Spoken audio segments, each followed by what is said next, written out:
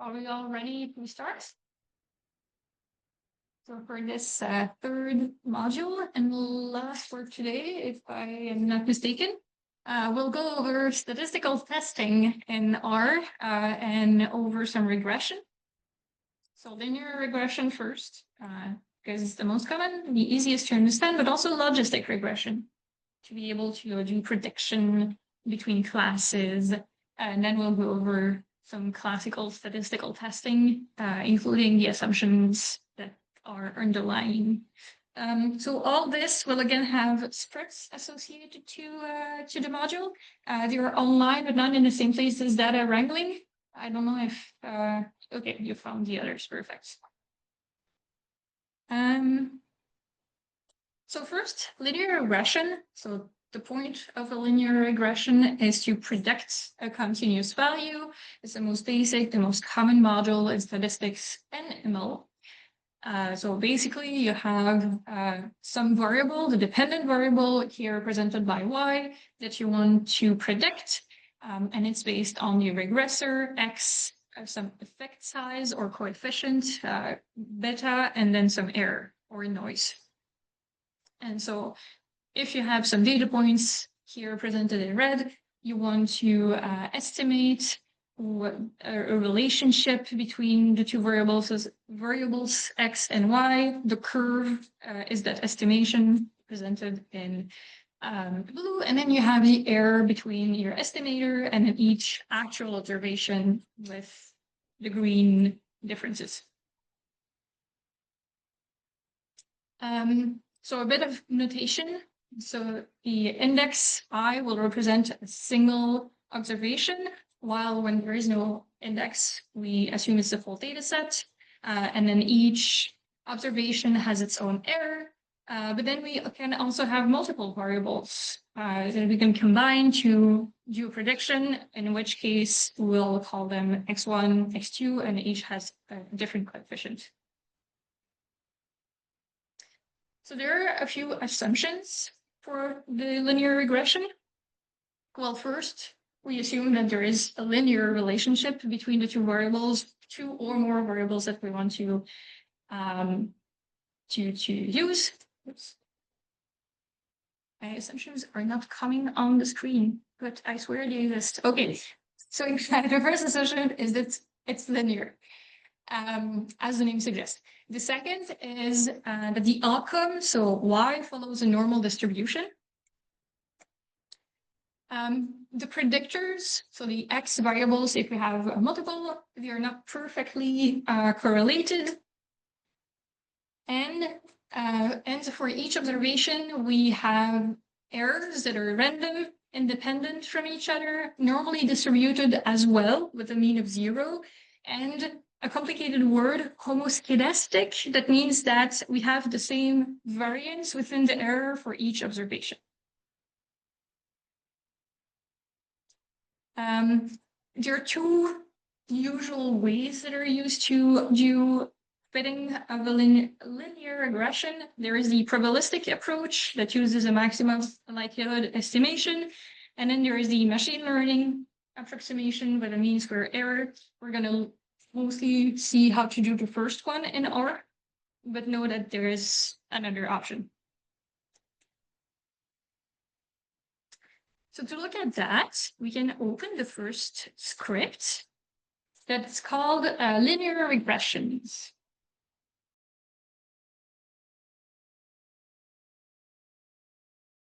So this was for the first hands-on a linear regression. Now we go into logistic regression to predict categorical variables. So everything that is a string, a factor, and not a continuous variable. So ideally, we want to use the linear regression as much as possible because it's easy, but then there are some cases where it cannot be used, such as to predict categorical variables, because there are no bounds. So ideally, we want to have a model that predicts 0 on 1. Then 0 can be given some category and 1 will be another. Also, we can have a case where we have more than two classes, as in the case for iris, where we have 3 different species. And then in that case, we cannot really use the linear regression. So a solution to this would be to use a sigmoid function and use this for predictions. Yes. No? Okay. Now it works. Awesome. You know So thanks to this sigmoid function that is bound between 0 and 1, you can interpret the range as a probability. So it would be the probability of each prediction to be to pertain to a certain variable. And then you have the probability of it to be from this variable. And then this probability is represented by the equation there, where we still have our x, so our predictor or predictors, we can have multiple. We have a first parameter and then a scale parameter, that's the slope of the sigmoid function. And then you can do this again with multiple variables. You can have as many x variables as you want.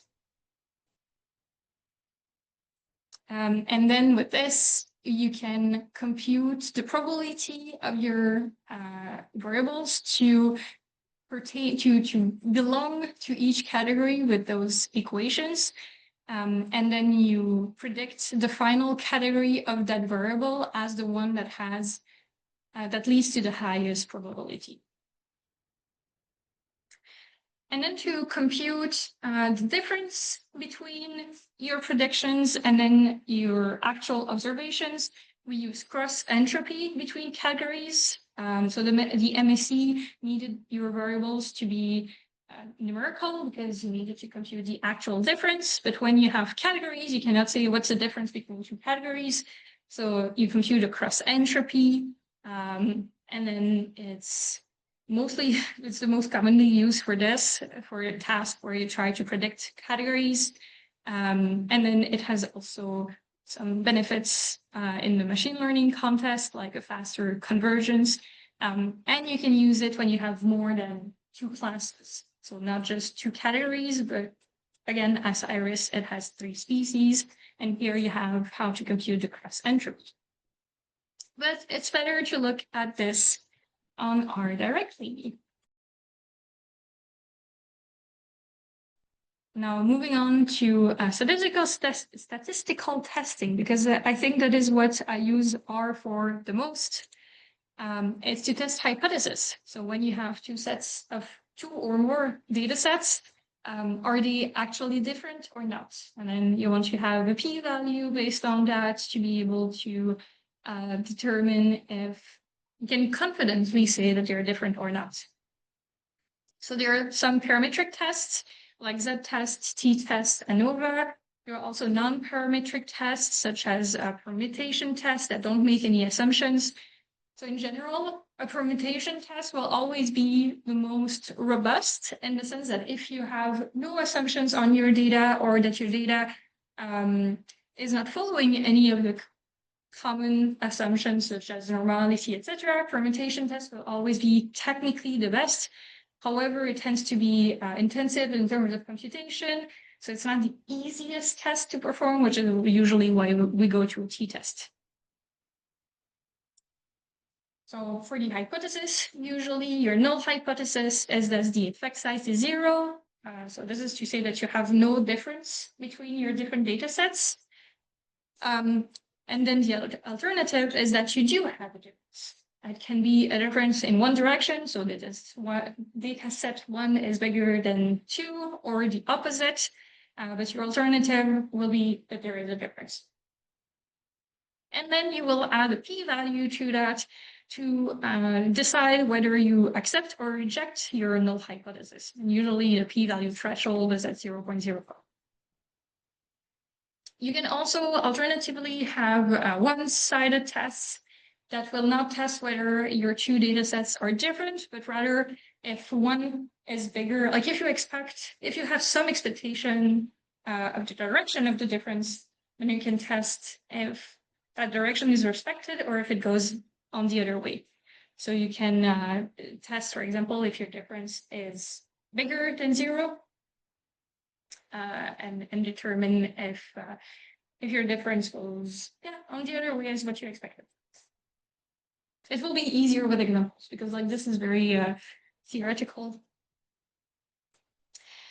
But it's very important because that significance does not imply causality. You can have a significance difference and still no relationship between your two data sets. Significance also does not reflect the magnitude of the difference. You can have two genes that are significantly different expressed between two different conditions. But in condition one, you have one read, and then in your other condition, you have maybe two reads. So yes, it's a huge difference. It's 100% versus 200%. But do you really care about the difference in one read? It can be the difference can be due to just sampling errors. So significance is not magnitude. It just represents the likelihood of the observation to happen by chance. But many things can happen by chance. And then the p-value represents the false positive rate, so the probability of observing the data as it is if the null hypothesis is true.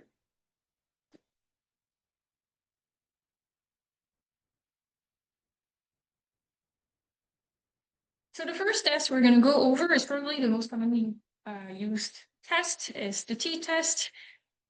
So for a given sample, we compute its mean, we estimate the standard deviation, and then we compute the score based on mu0, that is the expected mean of the sample. And then again, we can do it one-tailed or two-tailed to test if the mean is different from expected. That would be a two-tailed p-value. If it's bigger or if it's smaller than what expected, and then it would be a one-tailed, one-side t-test. If you're doing a t-test on only one data set, then it will test if it's different than 0, or then you can specify your mu0, but it's testing that it's different from a certain mean that is predetermined. And then if we want to compare two samples, you're testing whether they have the same or not. In ANOVA, it's doing multiple tests at once. You are doing this through the analysis of the variance, but it's still testing whether the means are different or not. It's based on an F distribution, and the null hypothesis is that all means are E. This means that if you have a significant test, it just means that one of your samples is different. It doesn't tell you which one.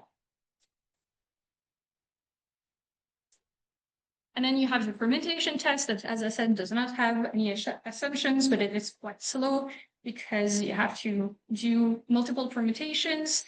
The more permutations you do, the better your test will be, the more power it will have. And you're creating a random baseline to do through those shuffling steps. But then, yeah, it is intensive. And then when you do multiple tests, your p-values should not be taken as they are, because what a p-value means, if we take a p-value of 0.05, is that you expect 5% of your tests to have significant results just by chance. If you do just one test, it's a 5% chance of having it being significant by chance. If you do 100 tests with a 5% chance of having significant results by chance, it probably means that you have probably about 5 of your results that are significant by chance. I don't know if that point was clear, but basically when you do multiple tests, if you still want to have a good significance that is not influenced by the number of tests that you're doing, you should adjust the p-values, do a correction, and there are multiple ways to correct them. Most of them are already computed in R, and we'll go over them together. Yes? I thought that the p-values the probability of that the two groups are similar. By chance. Yeah. Yes. That's correct. So if you're testing, if the p-value you're testing is like as a t-test, then yes, the p-value interpreted as you're significant by chance means that since you're testing the significance of the means, then yeah, it could be interpreted also as it's a 5% chance that your two means are equal by chance. And it has to be less than 5% to be significant. It depends on so the threshold is not a threshold that should be taken, like the threshold that you decide is how much you agree to, like, what is the allowance of being wrong that you're fine with. So usually we take 5% in general, but there are some tests that are more strict. So like if you decide that 5%, you're still not confident with that, like 5%, it's one in 20, it's still quite high. If you want to decide that you only want 1% chance, then you can switch your p-value and put your threshold at 0.01. So yes, colloquially, it's usually 5%, but it's up to you to decide what you're fine with. Like, it's always a trade-off, right? Would you rather have more false positives or false negatives? And if you think that false positives are worse than false negatives, then put a lower threshold. And then if you're fine with false positives, really don't want to miss anything, you'd rather not have any false negatives, then you put a higher threshold.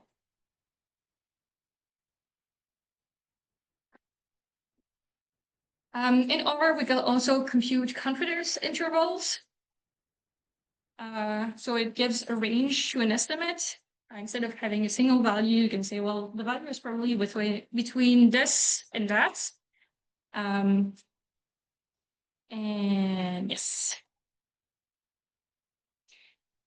Interpretation of the confidence intervals, it does not mean, like if you take a 95% confident interval, it does not mean that there is a 95% chance that the true value is within the interval. It means that if you were to do multiple experiments, 95% of your values would be within that interval. So it's a subtlety. This is more stats related, not R related, but yeah, it's an interpretation difference. And then for the last hands-on, that's the longest. We can switch back to our studio.